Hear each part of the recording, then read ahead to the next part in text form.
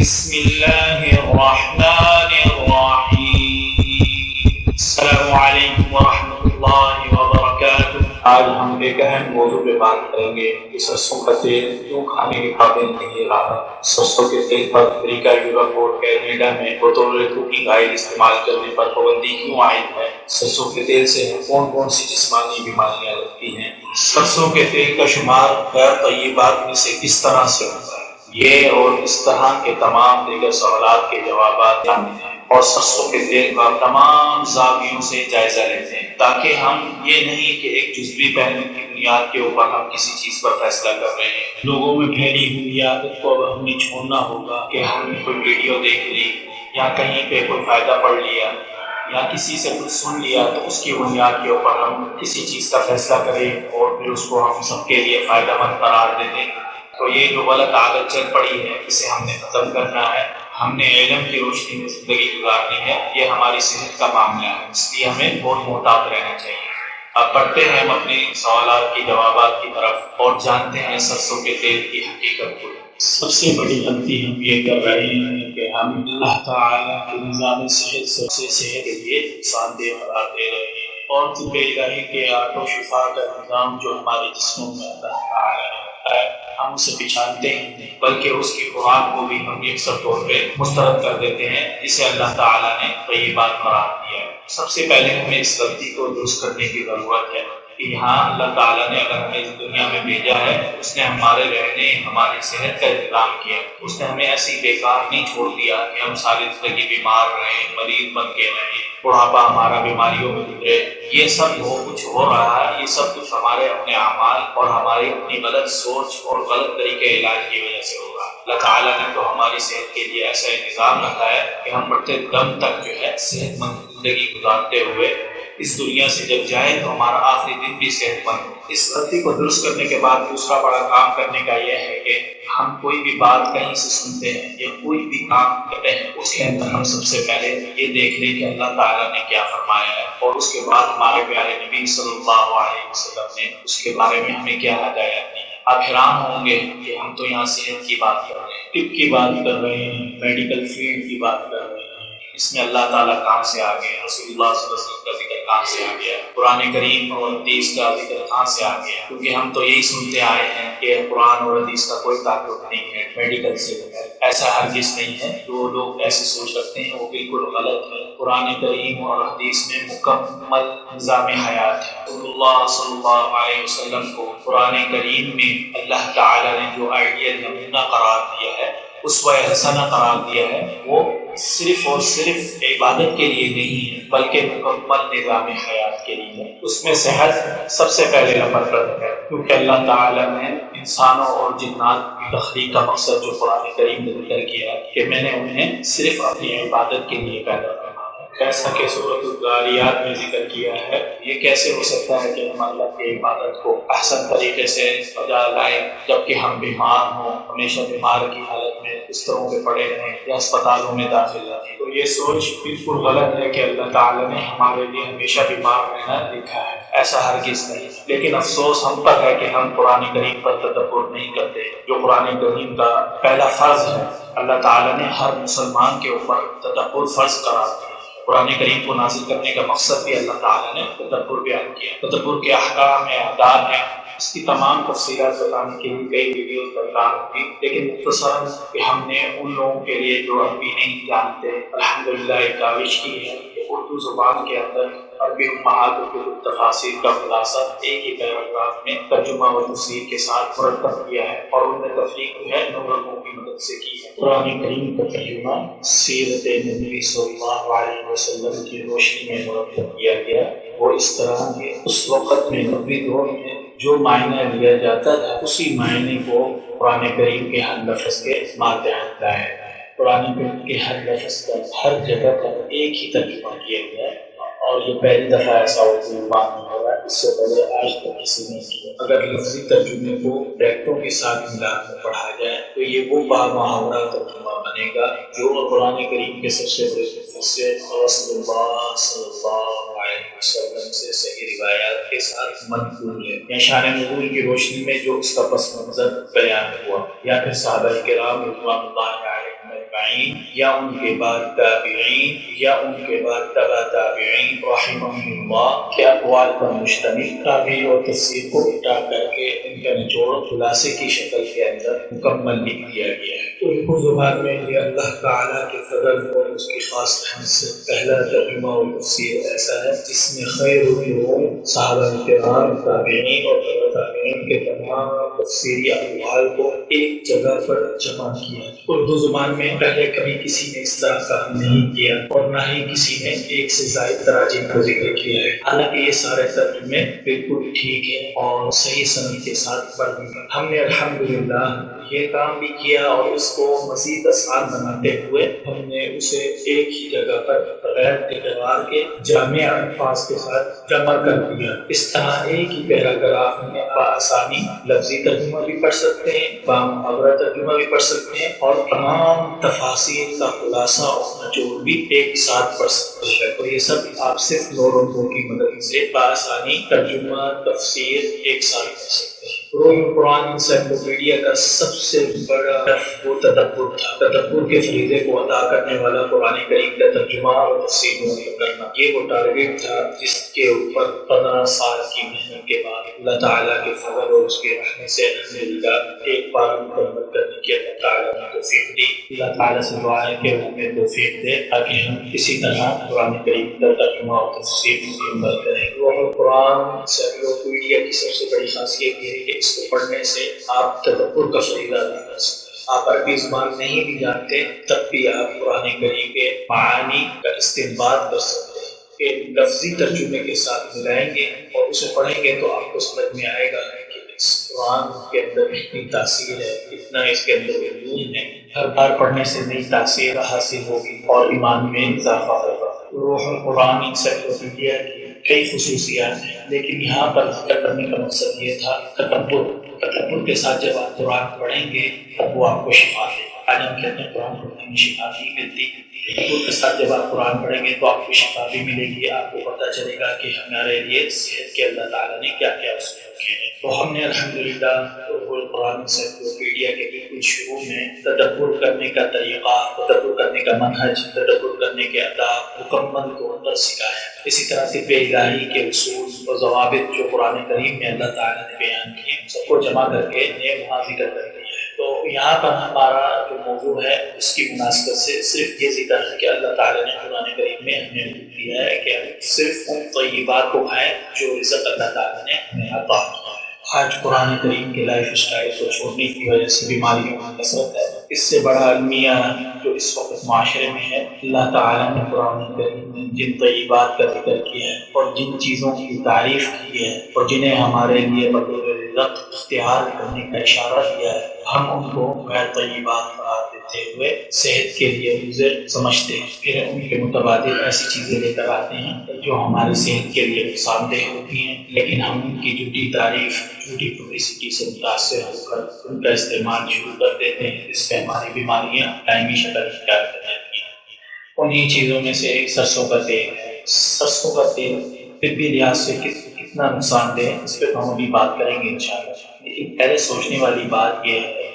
ہم جو ان سرسوں کا تیل متبادل کے طور پر پیش کرتے ہیں، کیا ہمیں اس سے وہ فوائد حاصل ہو سکتے ہیں جو اللہ تعالیٰ اور اس کے رسول صلی اللہ علیہ وسلم نے ہمارے لیے بطور خوراک جن چیزوں کو مقرر کیا ہے، کیا یہ اس کا متبادل ہو سکتے ہیں؟ ہرگز نہیں۔ کیا ہمارا جسم ان چیزوں کو قبول کرے گا؟ کیا ہمارا جسم اسی طرح کام کرے گا جس طرح وہ اللہ تعالیٰ کی بنائی ہوئی خالص اشیاء سے کام کرتا ہے؟ یہ ایک پوائنٹ ہی کافی ہے سرسوں جیسی فاضمی اشیاء کو چھوڑنے کے، کیونکہ ان اشیاء سے ہرگز آٹو شفا کا نظام جو اللہ تعالیٰ نے ہمارے جسم میں رکھا ہے وہ چل نہیں سکتا۔ آج طب نے اتنی ترقی کی ہے، آپ بآسانی سے جسم کے ٹیسٹ کروا سکتے ہیں، پتہ چلا سکتے ہیں کہ ہمارے جسم کی انسولین اس طرح کا ہے۔ افسوس تو یہ ہے کہ مسلمانوں نے طب الہی اور طب نبی صلی اللہ علیہ وسلم کو مکمل ترک کر رکھا ہے، اس کے برعکس غیر مسلموں نے طب الہی اور طب نبی صلی اللہ علیہ وسلم کو مضبوطی سے تھام دیا ہے۔ پروٹین فری، لیکٹوز فری،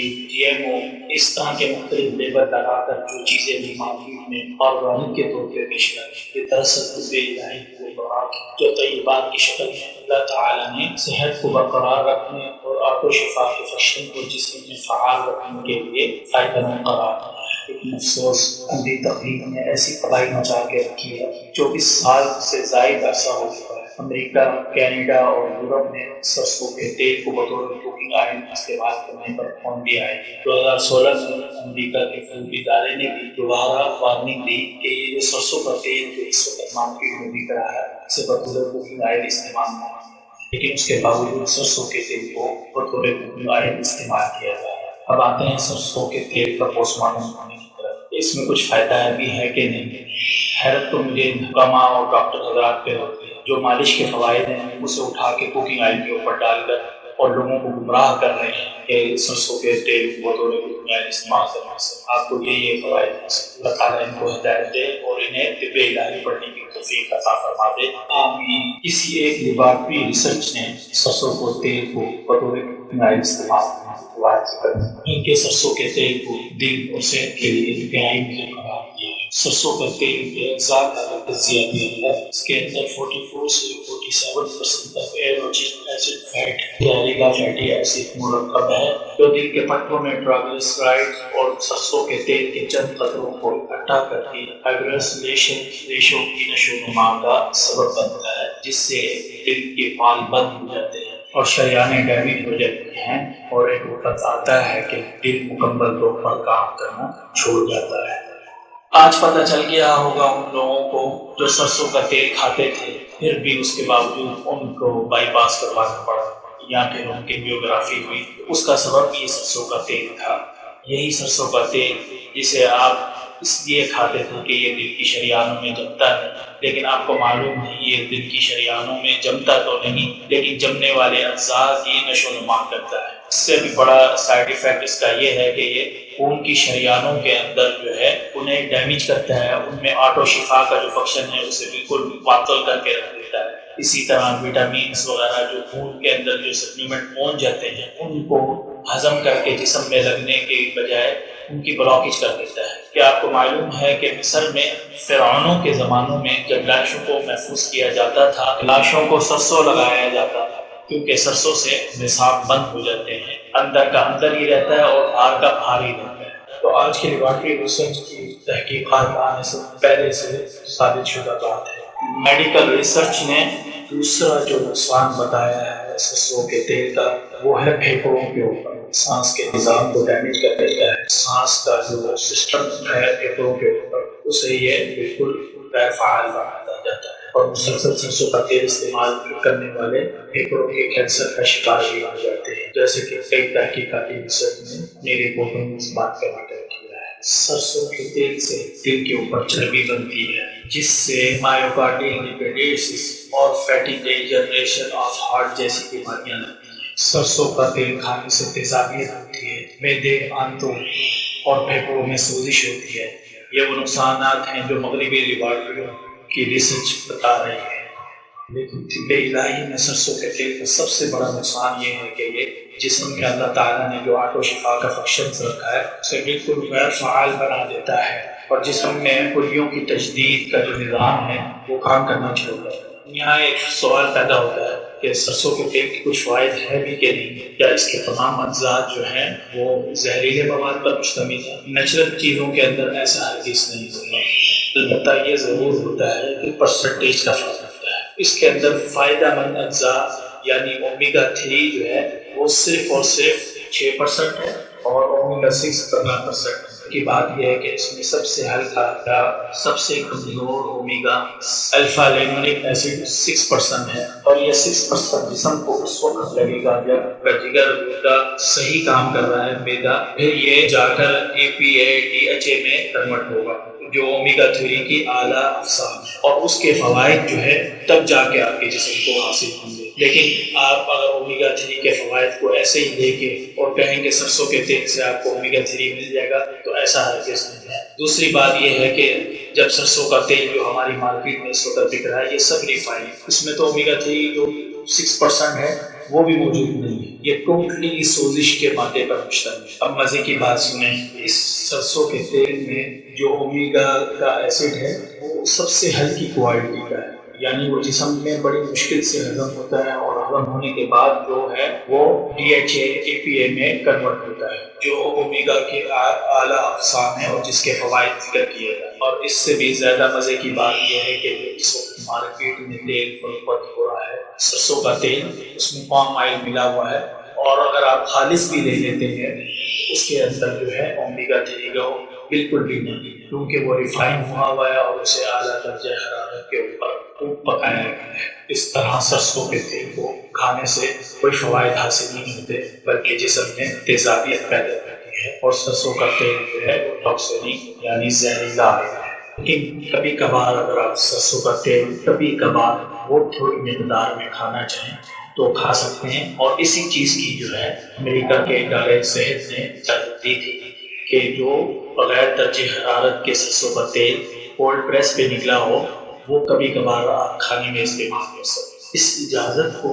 لوگوں نے غلط مطلب دیا اور ڈاکٹروں نے یہ تفریق نہیں کی کہ جو تیل سرسوں کا تیل درجہ حرارت پہ نکلتا ہے اور جو کولڈ پریس پہ نکلتا ہے بیجوں سے، ان میں کتنا فرق ہے۔ اس فرق کو مد نظر نہیں رکھا، جس کی وجہ سے یہ مشہور ہو گیا کہ سرسوں کا تیل کھانے کے بہت سارے فوائد ہیں، حالانکہ ان دونوں میں تقسیم کرنا ضروری ہے۔ تو سرسوں کا تیل جو پرانے طریقے کے مطابق، پرانے روایتی طریقے کے مطابق نکل رہا ہے کولڈ پریس پہ، اسے آپ استعمال کر سکتے ہیں۔ اس تیل سے آپ اپنے جسم کی مالش بھی کر سکتے ہیں اور اپنے گھٹنوں پہ بھی لگا سکتے ہیں، وہ آپ کو فائدہ ہے۔ لیکن جو مارکیٹ میں بک رہا ہے وہ آپ کو پتہ ہے تو وہ خالص نہیں ہے، دوسرا ریفائن ہوا ہے، تیسرا صفائی کا اس کے کوئی بھی خیال نہیں ہے، چوتھا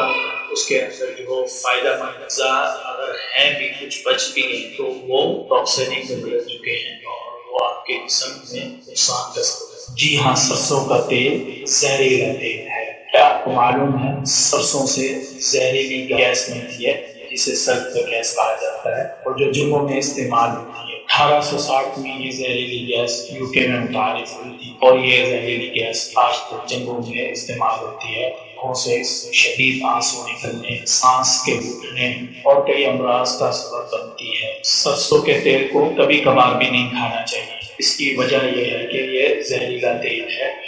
اور اس کے جسم کے اندر سائیڈ ایفیکٹ بہت زیادہ ہے۔ آپ کو معلوم ہے امریکہ کا جو صحت کا ادارہ ہے FDA food and drug administration, اس نے اس کی اجازت دی تھی آج سے 24 سال پہلے کہ سرسوں کا تیل جو بازار میں بکتا ہے وہ نہیں کھانا چاہیے، کیونکہ انڈیا میں جب 3000 سے زائد لوگ سرسوں کا تیل کھانے سے کہ پیٹ میں پانی جمع ہو گیا، پیٹ پھولنے اور کئی بیماریوں کا باعث بنے، بڑی تعداد میں لوگ ہلاک بھی ہوئے۔ اس کے بعد امریکہ نے بازار کے تیل کو استعمال کرنے پہ پابندی عائد کی۔ سرسوں کا تیل جو کھلا بکتا ہے اسے بالکل استعمال نہ کیا جائے، صرف سرسوں کا تیل وہ استعمال کیا جائے جو بیجوں سے کولڈ پریس پہ نکلتا ہے، یعنی روایتی طریقے سے خالص بیجوں سے نکالا جاتا ہے اور اس میں کسی قسم کا کوئی پام آئل وغیرہ کچھ اور شامل نہیں کیا جاتا۔ لیکن 2016 میں جب تیل اور پھیپھڑوں کی ریسرچ سامنے آئی تو پھر دوبارہ FDA ادارے نے وارننگ جاری کی کہ سرسوں کا تیل کسی حالت میں بھی استعمال نہیں کیا جانا چاہیے، کیونکہ یہ صحت کے لیے نقصان دہ ہے اور یہ خونریزی تیزابیت پیدا کرتا ہے، سوزش پیدا کرتا ہے، اور یہ مکمل طور پہ